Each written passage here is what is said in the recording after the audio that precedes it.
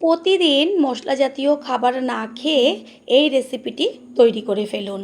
হাতের কাছে থাকা শুধুমাত্র দুটো উপকরণ দিয়েই 5 মিনিটে তৈরি করে ফেলুন হেলদি টেস্টি একটা রেসিপি। বাচ্চারা একদিন খেলে পরে প্রতিদিনই বায়না করবে তৈরি করে দিতে। আর রেসিপিটা যদি বাচ্চারা প্রতিদিনও খায় স্বাস্থ্যের কোনো রকম ক্ষতি হবে না, যেটা সম্পূর্ণ ভিডিওটা দেখলেই আপনারা বুঝতে পারবেন। নমস্কার বন্ধুরা, শ্বশুর বৌমা রান্নাঘর অ্যান্ড ব্লগ চ্যানেলে সকলকে স্বাগত। তাহলে কি করে তৈরি করব সেটাই দেখে নেওয়া যাক। প্রথমে একটা বড় বোল নিয়েছি আর তার মধ্যে একটা ডিম ভেঙে নেব। আমি একটা ডিম দিয়েই টিফিনটা তৈরি করব। রেসিপিটা যখন তৈরি করবেন তখন কিন্তু অনেকটা পরিমাণেই তৈরি করবেন। এতটাই খেতে টেস্টি হয়, একটা কেন 10টা খেলেও মন ভরবে না। ডিমটা আমি ভেঙে নিয়েছি। এবার এর মধ্যে আমি কিছু উপকরণ দেব, যেমন হাফ চা চামচের থেকেও কম পরিমাণ একটু লবণ, আর দিয়ে দেব চিনি। মিষ্টিটা যে যেমন পছন্দ করেন সেই হিসাবে চিনিটা ব্যবহার করবেন। এবার চিনি আর লবণ ডিমের সাথে ভালো করে একটা হ্যান্ড উইচের সাহায্যে ফেটিয়ে নেব। আর যত ভালোভাবে এই ডিমটা ফেটাবেন রেসিপিটা ততটা একদম নরম তুলতুলে আর ফুলে উঠবে।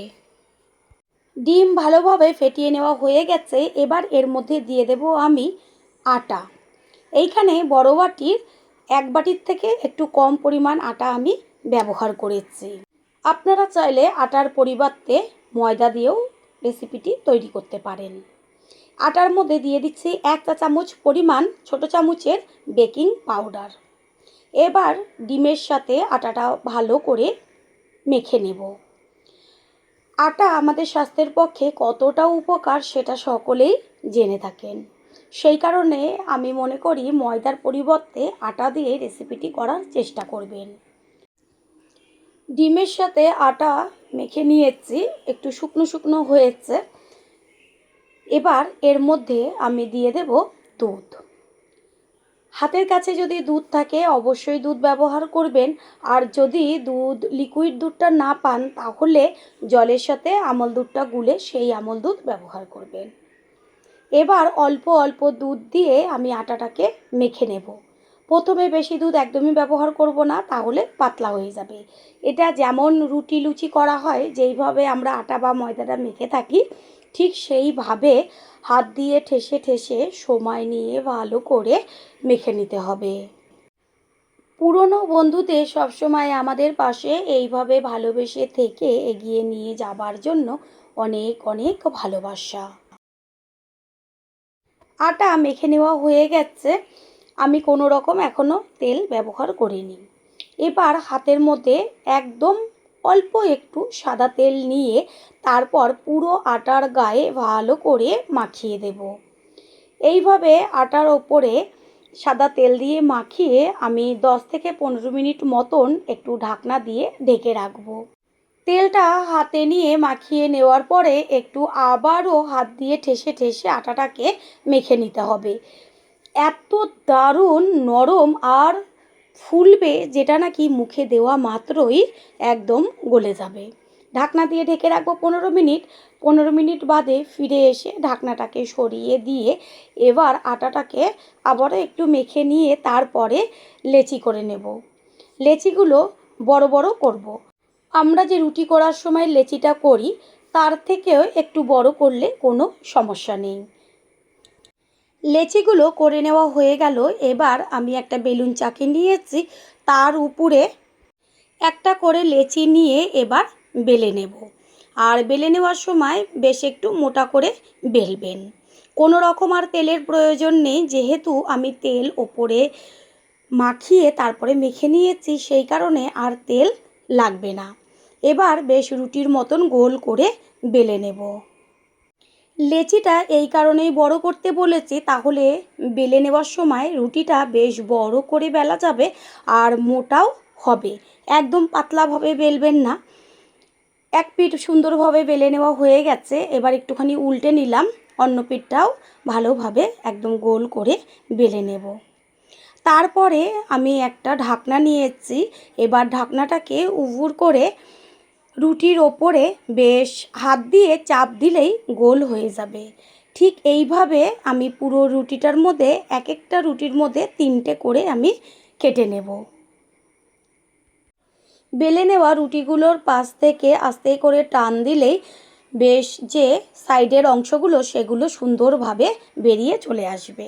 আমি হাত দিয়ে তুলে দেখিয়ে দিচ্ছি যে কত সুন্দরভাবে হয়েছে।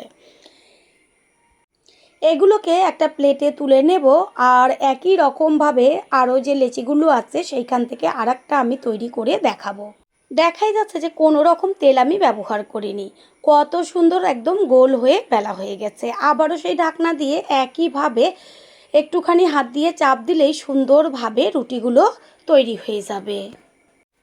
একইভাবে সবগুলো বেলে নেব। যতগুলো বেলে নিয়েছি এবার গ্যাসের ওভেনে আমি একটা তাওয়া বসিয়েছি। আর চেষ্টা করবেন সব সময়ের জন্য ননস্টিকের তাওয়া বা ননস্টিকের কড়াই বা ফ্রাই প্যান ব্যবহার করতে। এর মধ্যে আমি একদম অল্প পরিমাণ সাদা তেল ব্যবহার করব। এইখানে আমি বড় চামচের 1 চা চামচ তেল ব্যবহার করেছি। তারপরে পুরো তাওয়ার গায়ে ভালো করে কন্তি দিয়ে মাখিয়ে নিচ্ছি। যেহেতু ননস্টিক সেই কারণে তেলটা একদমই টানছে না, যতটুকু তেল দিয়েছি ঠিক ততটুকুই তেল থাকবে। এবার একটা একটা করে টিফিন নিয়ে তাওয়ার ওপরে দিয়ে দেব। গ্যাসের ফ্লেম প্রথমে একটু হাই করে দেব আর দেখা যাচ্ছে যে দেওয়ার সাথে সাথেই কত সুন্দরভাবে টিফিনগুলো ফুলে উঠছে।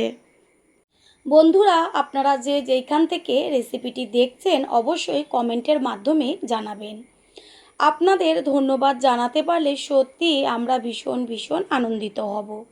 ঠিক এইভাবে একটা একটা করে অনেকগুলো একসাথে দিয়ে দেব। হঠাৎ যদি বাড়িতে অতিথি আসুক বা নিজেরা, যে কোনো সময় 5 মিনিটেই এই রেসিপিটি তৈরি করে ফেলুন। চা বা কফির সাথে তো একদম জমে ক্ষীর। প্রত্যেকটা টিফিনই দেওয়া মাত্রই সুন্দরভাবে ফুলে উঠছে। নিচের পিঠটা কিছুক্ষণ হবার পরে খন্তি দিয়ে উল্টে দেব ওপরের পিঠটা হবার জন্য। প্রথমবার যারা আমাদের চ্যানেল ভিজিট করছেন তাদের আন্তরিক শুভেচ্ছা ও অনেক ভালোবাসা। আমাদের রেসিপিগুলো যদি ভালো লেগে থাকে সাবস্ক্রাইব করে দেওয়ার অনুরোধ রইল ও পাশে থাকা বেল আইকনে ক্লিক করলে পরবর্তী ভিডিওগুলো সবার আগে আপনাদের কাছে পৌঁছে যাবে। কত সুন্দরভাবে ফুলে উঠেছে। নিচের পিঠটা হয়ে গেছে, এবার উল্টে দেব ওপরের পিঠটা হবার জন্য। আর দেখাই যাচ্ছে যে পুরো বলের মতন এক একটা টিফিন ফুলে যাচ্ছে। ঠিক এইভাবে এপিট ওপিট করে পুরো লাল লাল করে গ্যাসের ফ্লেম লো টু মিডিয়ামে দিয়ে ভেজে নেব। এখানে আপনারা সাদা তেলের পরিবর্তে বাটার বা ঘি দিয়েও রেসিপিটি তৈরি করতে পারেন। তবে দেখাই গেল যে আমি কতটুকু তেল ব্যবহার করেছি, শুধুমাত্র 1 চা চামচ তেল, আর কোনো রকম তেল আমি ব্যবহার করব না। এতেই সমস্ত টিফিনগুলো তৈরি হয়ে যাবে। ওপরের পিঠটা উল্টে দেওয়ার পরে কিছুক্ষণ ভেজে নিয়ে আবারও উল্টে দেব। দুই পিঠই কত সুন্দর দেখতে লাগছে। দেখা মাত্রই ছোট থেকে বড় সকলেই কিন্তু খেয়ে নেবে। আর ভাজতে ভাজতেই দেখবেন অর্ধেক টিফিন শেষ। দুই পিঠই খুব সুন্দরভাবে ভাজা হয়ে গেছে। এবার এগুলোকে নামিয়ে নেব।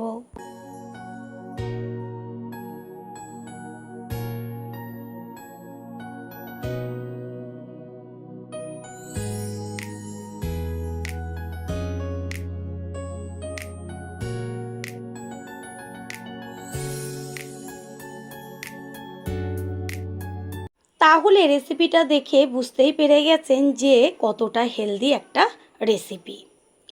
আমি এক হাত দিয়েই ভেঙে দেখিয়ে দিচ্ছি যে কতটা নরম আর ফুলেছে, ভেতরটা পুরো ফাঁপা। আশা করি রেসিপিটি ভালো লাগলো। আর যদি ভালো লেগে থাকে একটা লাইক, কমেন্ট, পারলে একটা শেয়ার করে অবশ্যই জানাবেন। আপনাদের দেওয়া একটা লাইক ও লাইকের পাশে থাকা হাইপ আর একটা শেয়ার আমাদের কাছে অনেক গুরুত্বপূর্ণ। All friend, thanks for watching my video.